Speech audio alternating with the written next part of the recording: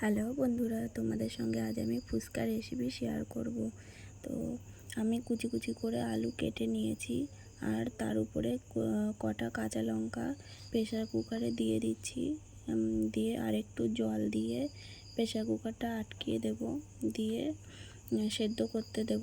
তাড়াতাড়ি যেন সেদ্ধ হয়, তাই জন্য আলু কুচি কুচি করে কেটে নিয়েছি। তারপরে এবার জিরে, ধনে আর একটু মৌরি দিয়ে ভেজে নিয়েছি, ভেজে পাশে রেখে দিয়েছি।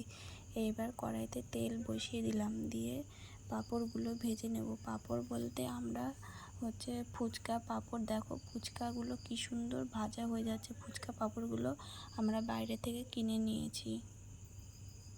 দেখো কি সুন্দর করে ভাজা হচ্ছে ফুচকাগুলো। তো এগুলো পাঁপড় দোকানে পাওয়া যায়, পাঁপড় যেখানে পাওয়া যায় সেখানে। আর যেই ভাজা মশলাটা মৌরি, জিরে আর ধনেটা আমি ভেজে রেখেছিলাম, সেইটা আমি এভাবে বেটে নিচ্ছি। আমাদের রান্নাঘরে এই মশলা ছাড়া আর কোনো মশলা ছিল না, তাই আমি এই মশলাগুলো দিয়েই ফুচকা রেসিপিটা করব। আর এই ভাজা মশলাগুলো একটা কৌটোতে ভরে রাখছি। এইবার জল নিয়ে নিয়েছি, আর তেঁতুল ভিজিয়ে রেখেছিলাম, সেই তেঁতুলগুলো ডলে ডলে নিচ্ছি। তো তেঁতুলগুলো ছাড়িয়ে নিলাম, জল দিয়ে ডলে নিলাম।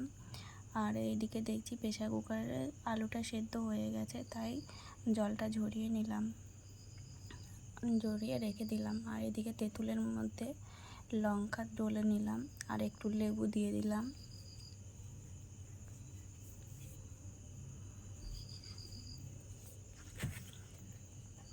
এবার স্বাদ মতো লবণ, আর এই ভাজা মশলাটা রেখেছিলাম, সেই ভাজা মশলা পরিমাণ মতো দিয়ে দিলাম। তো দেখো কি সুন্দর একটা দেখতে লাগছে, আর এত সুন্দর স্মেল বেরোচ্ছে। আর এদিকে আমার কাছে এই কটাই বাদাম ছিল, সেই বাদামগুলো আলু সেদ্ধর মধ্যে দিয়ে দিলাম। তো এইবারে আলুটা মাখিয়ে নিচ্ছি ভালো করে, যেন আলুগুলো একদম শক্ত না থাকে, নরম হয়ে যায়, যেন পুরো একদম আস্ত মুখে যেন না বাঁধে, সেইভাবে ভালো করে নরম করে নিতে হবে আলুগুলো, একটাও যেন শক্ত না থাকে। তো দেখো মাখানো প্রায় নরম হয়ে গেছে, পুরো আলু গলে গেছে।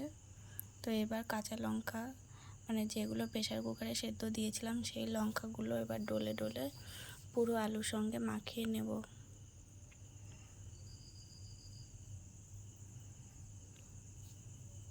পুরো আলুর সঙ্গে মাখিয়ে নেওয়ার পরে ভাজা মশলাটা কৌটোতে রেখেছিলাম, ওই ভাজা মশলা আবার এই আলুর মধ্যে দিয়ে দিলাম, আর একটু লেবু ছিটিয়ে দিলাম, লেবুর একটা গন্ধটা আসবে। তো এবারে আবার ভালো করে মাখিয়ে নেব আলু সেদ্ধটা।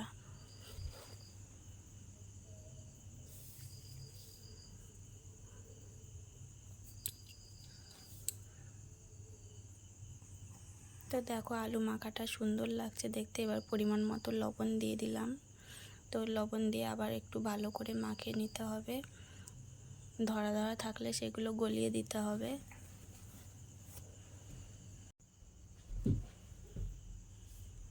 তো দেখো এবার আমার আলু মাখা অনেকটা হয়ে গেছে। তো এর মধ্যে একটু টক জল দিয়ে দিচ্ছি। টক জলটা দিলাম আলুটা যেন একটু টক হয়, তাহলে খেতে সুন্দর লাগবে, টক টক লাগবে।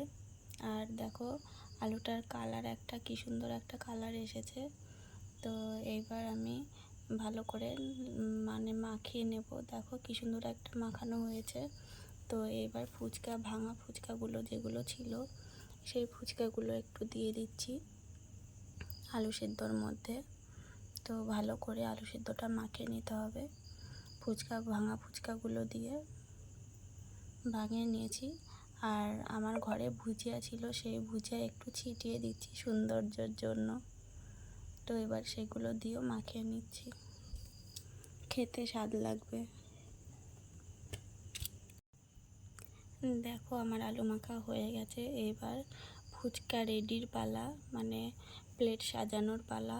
দেখো আমরা আগে স্পেশাল তৈরি করে নিচ্ছি, আর ফুচকা ফাটিয়ে তার মধ্যে আলু আর ভুজিয়া দিয়ে সাজিয়ে নিচ্ছি। তো এটা হচ্ছে স্পেশাল করা হচ্ছে, দোকানে যেমন স্পেশাল করে আমরা অল্প জিনিস দিয়ে স্পেশাল তৈরি করছি।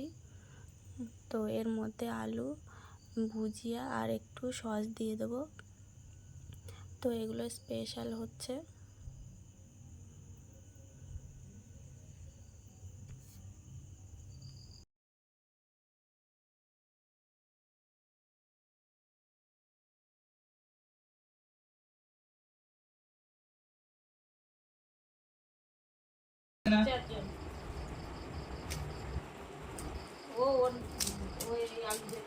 সোনা, তুমি এগুলো খাবা? ও শুধু ভুজিয়া দিয়ে গেছে। আলু দিয়ে খাবো না, খালি কালা দিয়ে আর সস দিয়ে। ঠিক আছে, তোর জন্য আলাদা করে দিচ্ছি এটা ভুজিয়া।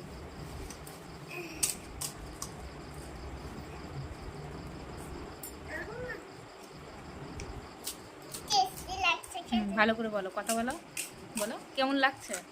ভালো। কতটা? হাত দিয়ে দেখো, এরকম বলো। আলু আবার দিতে গেলে এখানে তো আলু যা আছে সুন্দর লাগছে। ঠিক আছে, খাও।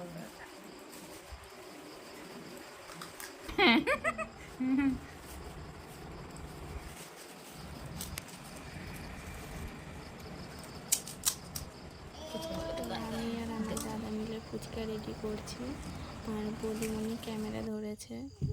তো দেখো ফুচকা রেডি হয়ে গেল, দেখতে এত সুন্দর লাগছে বলো।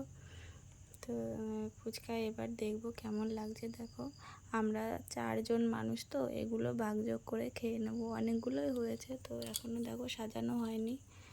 তো এই দিকেরগুলো স্পেশাল, আর ওই দিকে ওই থালাতে যেটা আছে সেটা শুধু আলু আর ফুচকা, ওটা হচ্ছে টক জল দিয়ে খাবার জন্য।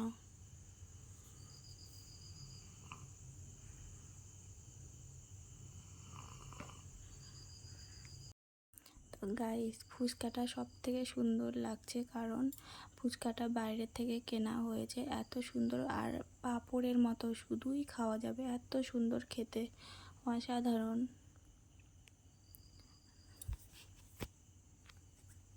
তো আমাদের ফুচকা রেডি হয়ে গেল।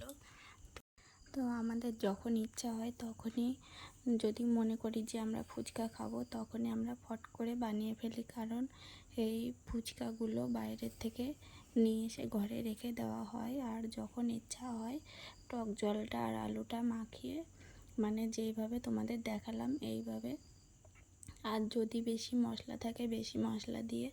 তো এখন এই মশলাগুলোই ছিল, সেই জন্য আমি এই মশলাগুলো দিয়েই বানিয়ে আমরা সবাই মিলে খাবো। তো দেখো এবার একটা খেয়ে দেখব কেমন স্বাদ হয়েছে। দেখি কোনটা নেবো, এটা দাঁড়াও। এ দেখো মামা, খাও। আলু।